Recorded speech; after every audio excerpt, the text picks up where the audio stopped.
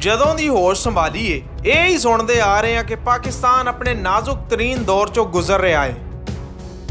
ਇੱਥੇ ਕਈ ਸਿਆਸੀ ਹਕੂਮਤਾਂ ਆਈਆਂ ਮਗਰ ਆਪਣੀ ਮੁੱਦਤ ਪੂਰੀ ਨਾ ਕਰ ਸਕੀਆਂ। ਮਾਰਸ਼ਲ ਲਾ ਆਏ ਤੇ 10-10 ਸਾਲ ਹੰਢਾ ਗਏ, ਪਰ ਮਸਾਇਲ ਨੇ ਕਿ ਪਹਿਲੇ ਨਾਲੋਂ ਵੀ ਵੱਧਦੇ ਹੀ ਜਾ ਰਹੇ ਨੇ ਤੇ ਮਟਰ ਗਸ਼ਤ ਕਰਦੀ ਮੁਇਸ਼ਤ ਨੂੰ ਤਾਂ ਹਾਲ ਨੱਥ ਪਾਉਣਾ ਨਾਮੁਮਕਿਨ ਹੈ। पाकिस्तान दिन ब दिन इलाकाई तनहाई का शिकार होंदा जा रहा है, पर जिस मुआशी बदहाली नाल वास्ता अजकल है पहला कदी भी हालात एडे माड़े नहीं रहे।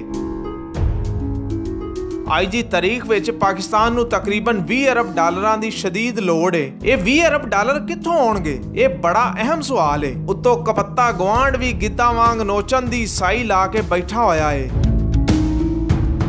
हुकूमत अगर IMF कोल जांदी है तो महंगाई का जिन बेकाबू होने का खदशा है। इस दे नाल ही शदीद अवामी रद्दे अमल का डर भी है। इन्हां हालातां विच करिए की करिए? तहरीके इंसाफ की हुकूमत मझां वेचे, हैलीकॉप्टर का सौदा करे या वजीरे आजम हाउस दीआं गड्डियां नीलाम करे, फिर भी इन्ने पैसे इकट्ठे नहीं होंदे कि मुआशी दबाव थल्लों निकलिया जा सके।